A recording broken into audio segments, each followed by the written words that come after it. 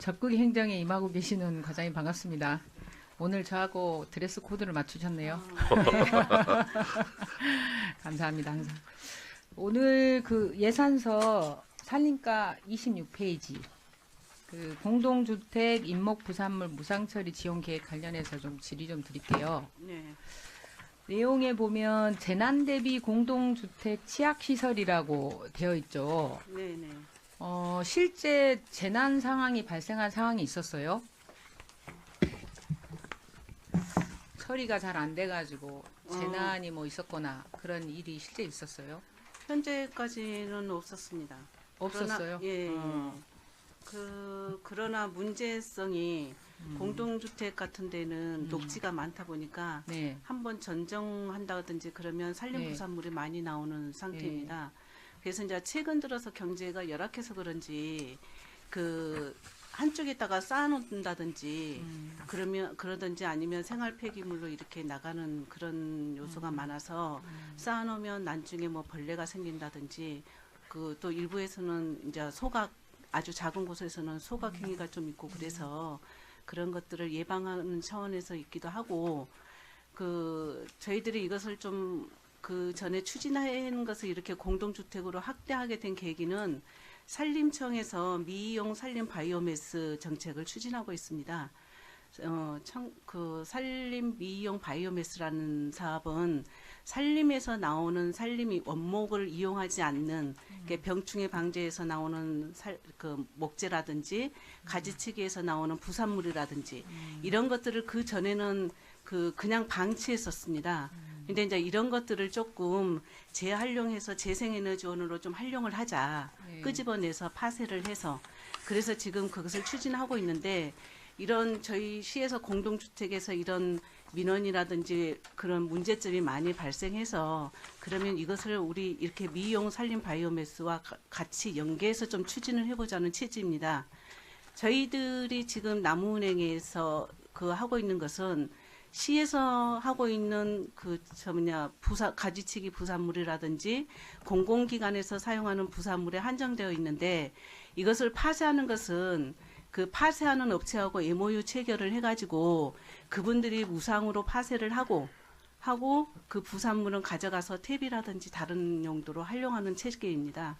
그래서 이제 저희들이 이분들이 그 공동주택에서 나오는 부산물을 나무은행에만 갖다 주면 그분들이 와서 파쇄를 하고 가져가기 때문에 지금 여기서 하는 CCTV라든지 그 인력, 그 감시 인력이라든지 그것만 빼면은 특별하게 그렇게 많이 비용이 들어가는 문제는 아니라고 판단됩니다.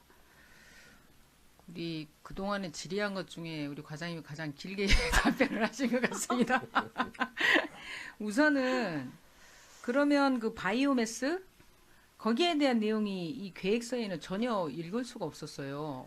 그 내용이 그러면 네. 그 내용이 그러면 이 내용에가 좀 포함이 됐었던 게 맞을 것 같고 예. 그리고 아까 문제점이 많이 발생했다고 하는데 그런 문제점들이 정리된 게 있어요. 그동안에 민원이 발생해서 그리고 한 가지는 더 그러면 그동안에 공동주택에서 이걸 비용 처리를 했는데 네. 비용이 얼마 정도 든답니까? 공동주택에서 하는 비용이 그게 뭐 천문학적인 숫자가 드는 거예요? 아니면 그것까지는 이렇게 파악은 못했고 저희들이 재작년부터 저희 과로 이렇게 전화 민원이 많이 옵니다.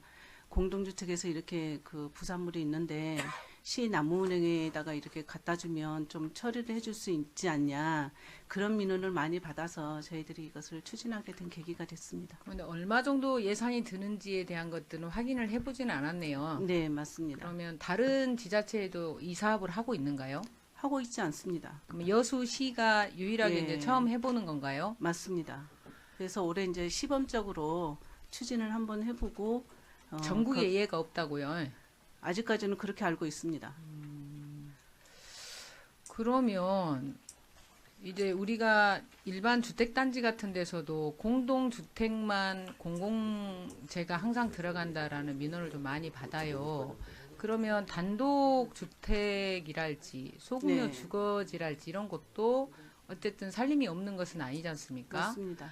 그런 것들에 대한 차별의 요소가 저는 있을 것 같고 예를 들어서 이게 재난 대비에 이게 정말 문제가 있었다라고 한다면 분명히 민원에 대한 얘기들이 있어야 됐었던 게 저는 그게 맞다고 봐요. 네, 맞습니다. 민원에 대한 기록이 수차례 있었고 거기에 대한 근거로 주민 간담회도 하고 아 이게 정말 어렵구나 예산이 부족하구나 정말 공동주택에서 감당하기 어려운 예산이라면 좀 그렇게 해주는 것도 괜찮겠구나 뭐 그렇게 이해가 될 것 같은데 이거는 조금 5톤 기준이라는 것도 몇 회를 주겠다는 것도 이 서류상으로 봤을 때는 알 수가 없고 그러면 1년에 5톤이라면 5톤만큼 늘 연락을 하면 그냥 수거를 해주는 건지도 좀 미지수고 그리고 재난으로 인한 물론 뭐 재난이 꼭 일어나야만이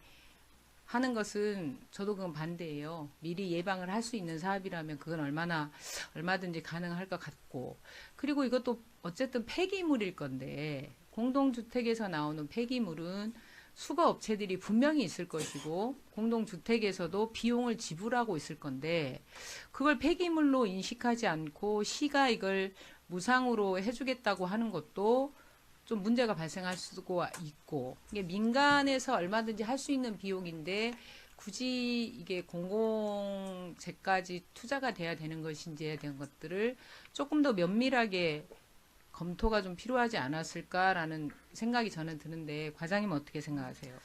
그 옳으신 지적입니다. 예. 근데 이제 저희들이 판단했을 때는 이게 공동주택에 뭐 지원을 해주는 그런 차원에서가 아니라 그거는 맞죠. 예. 이렇게 이제 민간에서 공동주택 같은 경우는 녹지가 좀 큽니다. 그러면 민간에서 관리하는 녹지라고 보시고 그게 대한 환경 정비 차원에서 저희들이 지원한다는 것에서 저희들이 접근하게 됐습니다. 그리고 또 하나 이렇게 단독주택이나 이런 데에서도 일단 문제가 나올 수 있습니다. 근데 이제 저희들이 이번에 시범적으로 운영하는 것이라서 농가도 있을 수 있고요. 예, 농가. 이제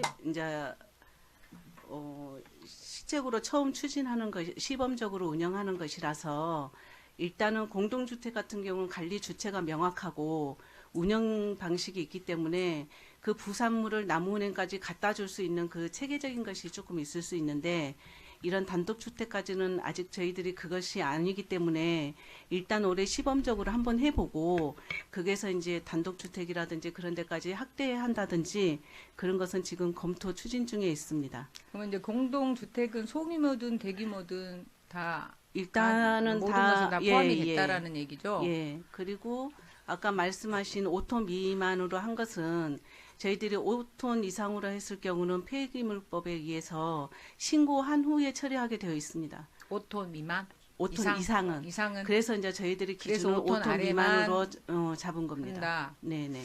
그렇다 하더라도 어쨌든 폐기물을 처리를 하는 곳이 공동주택이 다 연결이 돼 있을 텐데 그런 부분은 조금 명확하지가 않은 것 같아요. 제가 봤을 때는 어쨌든 어떤 뜻으로 이 일을 하시려고 하는지는 알겠는데 재난 대비를 위한 공동주택 취약시설로 하겠다는 목적하고 사업이 내용에 나열된 부분은 좀 네. 동떨어진 부분이 있어요. 그리고 과장님이 처음에 말씀하신 것처럼 바이오매스 관련된 그 내용이 훨씬 더 타당성이 좀 있어 보이는데 그 내용은 또 계획서가 있지가 않고 그래서 조금 더 분석이 좀 필요하고 조금 더 접근이 좀 필요하지 않았을까. 좀 너무 급하게 진행된 거 아닌가. 근데 그런 상황이 좀 느껴집니다. 왜냐하면 이게 정말 긴급했다면 저는 그 서류가 있어줘야 된다라고 봐요. 기존에 어떤 문제들이 있었는가를 명확하게 보여줘야만이 시민들이 납득을 할 수 있을 것 같아요. 그래서 과장님도 한번 생각을 해보시고 이걸 어떻게 접근을 할 것인지 한번 고민을 한번 해볼 필요가 있지 않을까 저는 그런 생각에 질의를 드립니다. 네.